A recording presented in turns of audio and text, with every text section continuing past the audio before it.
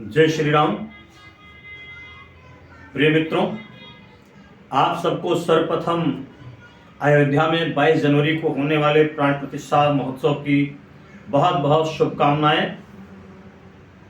और तत्पश्चात मैं आप सबसे कुछ निवेदन करना चाहता हूं। इस संदर्भ में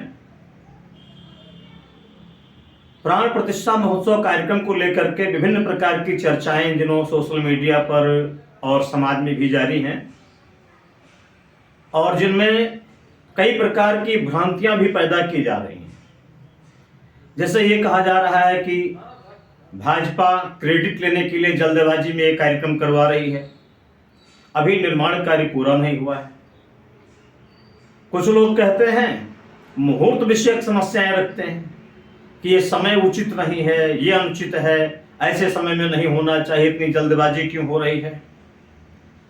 इस विषय में मैं सत्यनारायण सिंह सत्य, अखिल विश्व गायत्री परिवार, आप सबसे कुछ निवेदन करना चाहता हूं और मुझे उम्मीद है कि आप लोग मेरी बातों को समझने का प्रयास अवश्य करेंगे।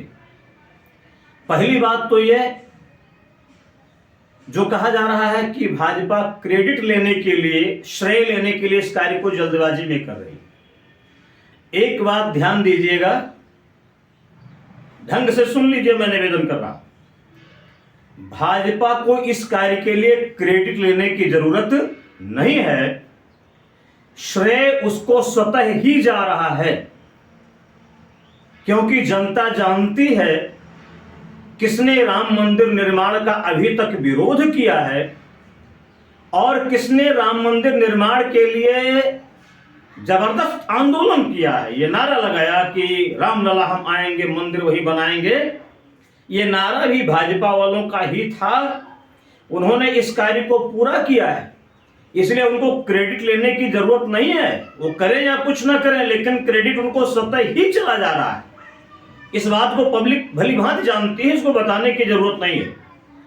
और दूसरी बात, जहां तक समस्या ये कही जा रही है कि निर्माण कार्य पूरा नहीं हुआ है, मेरे मित्रों, महंत स्वामी सत्येंद्र नाथ दास जी महाराज जो हैं वो कह चुके हैं कि गर्भगृह का निर्माण पूरा हो गया है और बाकी तो राम मंदिर निर्माण का कार्य भी बरसों चलेगा, इतनी जल्दी वो पूरा नहीं होने वाला है। इसलिए जो लोग कह रहे नहीं ये जल्दबाजी में हो रहा है, मुझे सबसे बड़ी विचित्रता ये लग रही है कि अनेक राम भक्तों के बलिदान के बाद, 500 वर्षों के संघर्ष के बाद ये जब शुभ संयोग बना है, तो भी आपको जल्दबाजी लग रही है।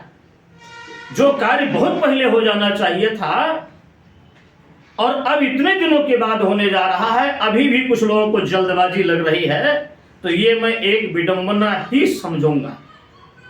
और दूसरी चीज मैं और निवेदन करना चाहता हूं, जहां तक मुहूर्त विषयक बात है, इस विषय पर शास्त्र सम्मत जो मेरा निवेदन है उसको समझने का प्रयास करेंगे।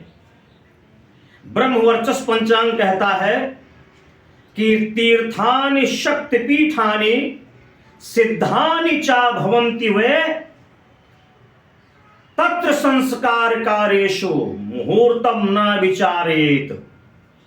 ऐसे दिव्य तीर्थ स्थल, ऐसी शक्तिपीठें, दिव्य पीठें, वो अपने आप में सिद्ध स्थान होते हैं, वहां पर मुहूर्त विचारने की जरूरत नहीं होती है। और जहां तक अयोध्या का प्रश्न है, अयोध्या सप्तपुरियों में से एक है। अयोध्या अपने आप में एक महान तीर्थ स्थल है जो विश्व विख्यात है, तीनों लोकों में विख्यात है अयोध्या। इसलिए वहां पर सारे मुहूर्त सदैव अनुकूल रहते ही हैं। ये शास्त्र का मत है, मैं आपको निवेदन करता हूं। और दूसरी बात, मुहूर्त विषय की एक बात मैं और आपको निवेदन करना चाहता हूं।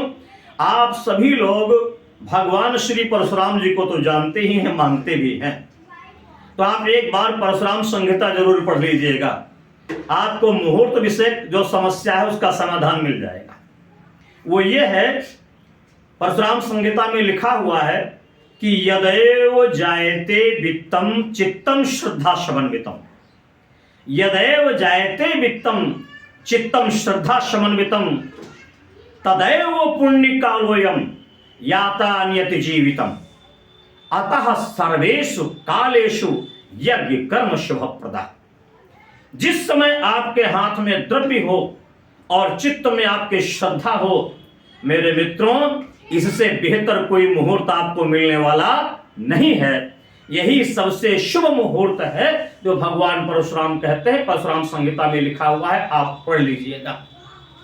और एक निवेदन मैं आपसे और करना चाहता हूं सबसे, वो ये कि आप किसके विषय में मुहूर्तवाद की बात कर रहे हैं, जरा इस पर तो ध्यान दीजिए। आप किसके विषय में मुहूर्तवाद की बात कर रहे हैं? वो महान सत्ता जिसके विषय में कहा जाता है कि ग्रह नक्षत्र ब्रह्मांड घनेरे सब गतिमान तुम्हारे प्रेरे। सारे ग्रह नक्षत्र जिसके अनुशासन में चलते हो, क्योंकि राम कोई साधारण पुरुष नहीं है। राम सिर्फ राजा दशरथ के बेटे नहीं है, बल्कि राम की वंदना करते ही बाबा गोस्वामी तुलसीदास जी कहते हैं कि बंदऊ नाम राम रघुवर को और हेतु कृषाण भाम हिम कर को। राम वह है जो अग्नि, सूर्य और चंद्रमा के कारण है, अर्थात हेतु हैं। तो राम कोई सामान्य व्यक्ति नहीं है। राम के विषय में कहा जाता है, प्रभु श्री राम के विषय में, कि राम एव परब्रह्म, राम एव परम तपः, राम एव परम तत्वम, श्री रामो ब्रह्म तारकम। भगवान श्री राम परब्रह्म, परम पिता परमेश्वर हैं, वो ब्राह्मी चेतना है। सारे ग्रह नक्षत्र जिनके अनुकूल ही रहते हैं। आप मानस पढ़ लीजिए, जिसमें लिखा हुआ है कि प्रभु श्री राम का जब जन्म हुआ था तो सारे ग्रह नक्षत्र, ऐसा नहीं था कि ग्रह नक्षत्र सही थे, ठीक थे, तब प्रभु श्री राम का जन्म हुआ था। नहीं, जोग लगन तिथिवार ग्रह सकल भये अनुकूल। सभी अनुकूल हो गए थे। जब प्रधानमंत्री और राष्ट्रपति को आना होता है तो छोटे छोटे कर्मचारी अधिकारी अपने आप अनुशासन में आ जाते हैं। यार, उनको लाना पड़ता है कहीं क्या? इसलिए जब परमात्मा स्वयं धरती पर आ रहा हो तो सारे ग्रह नक्षत्र उसके अनुकूल उनको होना ही पड़ता है। ऐसा नहीं था कि वो थे तब आए थे। मानस कहती कि जोग लगन तिथिवार ग्रह सकल भय अनुकूल, चर और अचर हर्ष जुतन राम जन्म सुख मूल। सब अपने आप अनुकूल हो गए थे। इसलिए अगर किसी के विग्रह की प्रतिष्ठा होने जा रही है तो उस पर एक बार जरूर आप ध्यान केंद्रित कीजिए।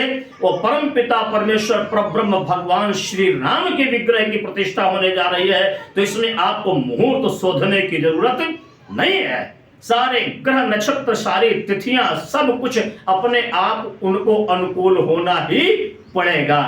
इसलिए प्रभु श्री राम के विषय में, उनके विग्रह की प्राण प्रतिष्ठा के संबंध में इस तरह की चर्चा करके और किसी तरह की भ्रांति फैलाना समाज में, चाहे वो हमारे विद्वज्जन हो, चाहे हमारे समाज के विभिन्न कार्यों से जुड़े हुए हमारे परिजन हो, मैं निवेदन करता हूं इसकी आवश्यकता नहीं है। आवश्यकता इस बात की है कि 500 वर्षों के बाद ये अलग भी अवसर हमारे आप सबके जीवन में आया हुआ है। हम आप सब लोग परम सौभाग्यशाली हैं, तो इस सौभाग्य का लाभ प्राप्त कीजिए। इस महोत्सव में तन मन धन से अपनी सहभागिता निभाइए और प्रभु श्री राम की कृपा के अधिकारी बनिए। आप सबको बहुत बहुत नमन वंदन, धन्यवाद। जय जय सीताराम।